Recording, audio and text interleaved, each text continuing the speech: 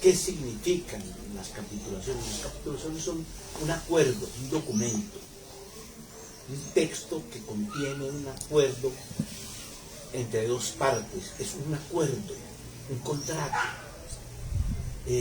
Capitulaciones existen desde la antigüedad. Bolívar, por ejemplo, para contraer matrimonio hizo capitulaciones, envió los abogados, Simón Bolívar, los abogados de él, los envía a negociar con los abogados de la que va a ser su esposa y realizan una negociación.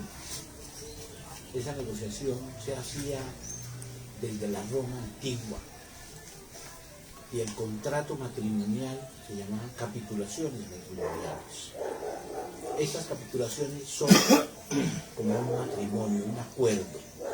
También cuando hay dos estados en guerra y resuelven concluir la guerra, pues se sientan a negociar y esa negociación se llama capitulaciones. En este caso, ¿cuáles son las partes que suscriben, que firman las negociaciones? Por un lado, el movimiento comunero. 7 personajes de las provincias del Socorro, de San Gil, de Tunja y Sogamoso, en representación de los 20.000 expedicionarios que llegaron hasta Zipaquirá y en representación de toda la población que no se sumó a la expedición, pero que respaldó activamente el movimiento revolucionario. Los comuneros de una parte y de otra parte, ¿quién? De otra parte, el virreinato de la Nueva Granada, es decir, el poder. Es un típico, nítido negociación entre el poder y la masa. Una masa organizada, consciente de sus objetivos, que los presenta por escrito, que se mueve organizadamente, que no comete una sola tropelía en ese trayecto, que no comete un solo homicidio ni un solo herido, llega hasta inmediaciones de Zipaquirá, que es una ciudad muy importante desde la época de los indígenas, por las minas de sal, la existencia de las minas de sal que tienen unas particularidades que la hacen muy accesible, de muy fácil explotación. La mina de Zipaquirá, desde la época, desde antes de llegar los españoles, era ya un centro comercial, económico muy importante, también de celebraciones religiosas. El detonante fue del movimiento de los comuneros fue la lucha por la rebaja de los impuestos. Pero también decíamos que había impuestos sobre todas las actividades que afectaban no solo el comercio, sino la vida cotidiana. La mayor fuente de sometimiento económico era la iglesia. Muchos puntos de los 35 se refieren a reducir o eliminar los costos de mantenimiento a la iglesia. La iglesia era un poder importantísimo en la colonia. Ahora, hay indicios de que jefes comuneros, particularmente Berbeo, tenía formación masónica, era hijo de la viuda. Entonces, esa respuesta de Berbeo, de los comuneros, que fue consultada, como todas las decisiones de los comuneros era consultada, la dirección fue siempre un movimiento de dirección colectiva. Entonces, ahí vamos trazando el itinerario, ¿no? Movimiento de masas, grande, no violento, con dirección colectiva, organizado con objetivos muy precisos, conocidos por toda la gente, con unas estructuras, pues,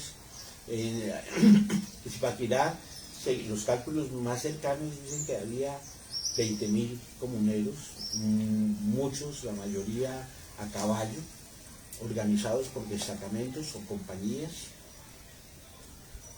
y cada 25 tenían un cabo y un sargento, cada compañía tenía un capitán. Se conoce la lista de 226 capitanes comuneros. Galán fue solo uno de los 226. Después, el próximo capítulo, vamos a dedicarle mucho espacio a Galán. Entonces, la conclusión por el momento es que ese movimiento logra derrotar al poder. Logra superar las amenazas. La amenaza militar, que consiste en el envío de tropas hasta el Puente Real de Vélez, eso lo superan. La amenaza de excomunión, que es el poder ideológico de la Iglesia, que es muy fuerte, lo superan respondiendo a la amenaza con una amenaza que no replica a su vez Caballero y Góngora. Caballero y Góngora es el poder, pero un tipo particular de poder que se da en esa época. Es lo que llamaríamos hoy un déspota ilustrado, que es consciente de lo que él es. Él es en ese momento el poder, por ausencia del virrey, por incapacidad de la Real Audiencia, por ineptitud de los oidores, por ausencia de fuerza militar. Él congrega todo el poder. El poder es una fuerza invisible, que necesita hacerse visible, necesita representarse. Hay un libro fabuloso sobre esto del poder y la representación que se llama El poder en escenas. La representación del poder y el poder de la representación. El poder se tiene que representar y se representa a través de la arquitectura, de la parafernalia, de los cargos, de las palabras. El poder representado en la Iglesia es muy fuerte, y el representante de ese poder y de los poderes en ese momento en la Nueva Granada, por las circunstancias que se están dando, es Antonio Caballero y Góngora, que es consciente de cómo tiene que manejar las cosas y las maneja con inteligencia de la que hay que aprender. ¿Qué podemos aprender de la firma de las capitulaciones y de todo el manejo que le da Antonio Caballero y Góngora a este evento? En el que he detallado las minucias de la formalización para mostrar cómo todo el poder simbólico de la Iglesia se involucra en la firma de las capitulaciones, diciendo vamos a cumplir.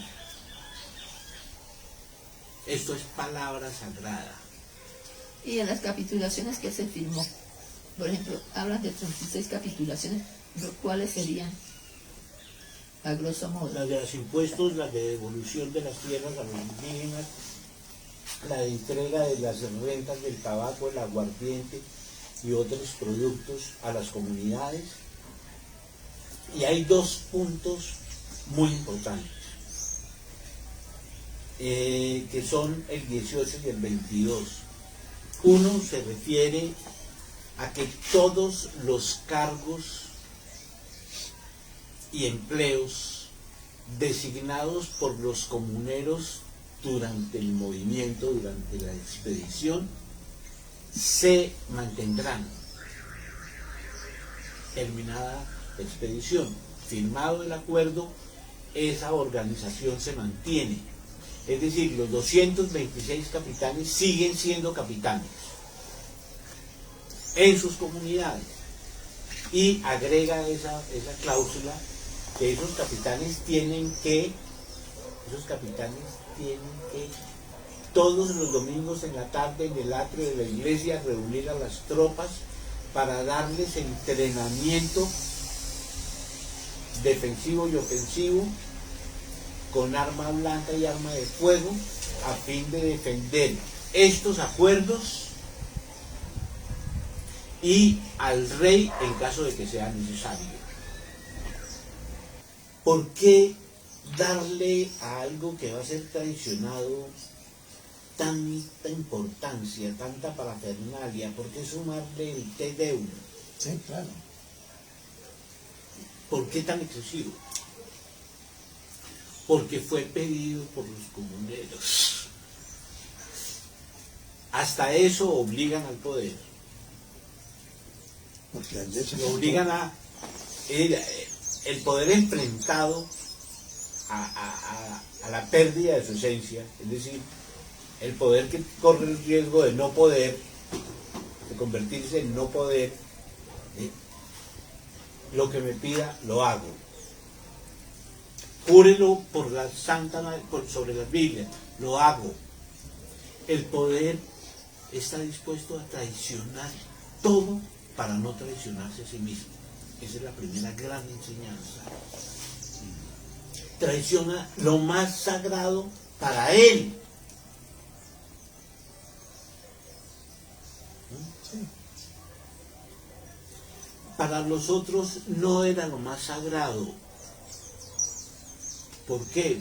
Tenemos la sospecha, repito, de que había influencia masónica, por una parte. Por otra parte, ya tenemos el antecedente de la amenaza de excomunión, de la contraamenaza de sede vacante. El poder ya ve que está siendo incuestionablemente derrotado. Se traiciona esencialmente a sí mismo. La primera traición que comete el poder es contra él mismo, contra su propia determinación, contra su propio juramento, contra su propia sacralidad, para mantenerse. Pero ¿qué hace entonces este movimiento eficaz, que ha sido tranquilo, sereno, muy santanderiano, entre comillas, no es el término, muy comunero? Los comuneros eran gente discreta, no ruidosa, no exaltados, no tenían nada que ver con eso que hoy llaman santanderianidad de hey, guapuerca, que habla en fogones, no. Eran discretos de hablar, y eso lo recogen en las crónicas de Juan de Castellanos, hasta las crónicas de la colonia, la amabilidad, la gentileza del santanderiano, de la gente que habitaba esta región, que después se llamó Santander. Eso, pues, ese carácter se ha deteriorado y ha sido transformado en otra cosa, por la que algunas veces quiere hacerse pasar como espíritu comunero, pero realmente era un movimiento muy tranquilo, no dado a celebraciones estridentes. Entonces se logra el triunfo en Zipaquirá, la gente se regresa a los pueblos feliz y contenta a hacer lo que siempre habían pedido, a liberarse de esas cargas que les impedían desarrollarse, a trabajar, y ya tenían sus propias autoridades y sus propios mecanismos de comunicación. Ellos se van a eso, a construir sobre lo que han ganado. Y el poder que acaba de ser derrotado, ¿qué hace?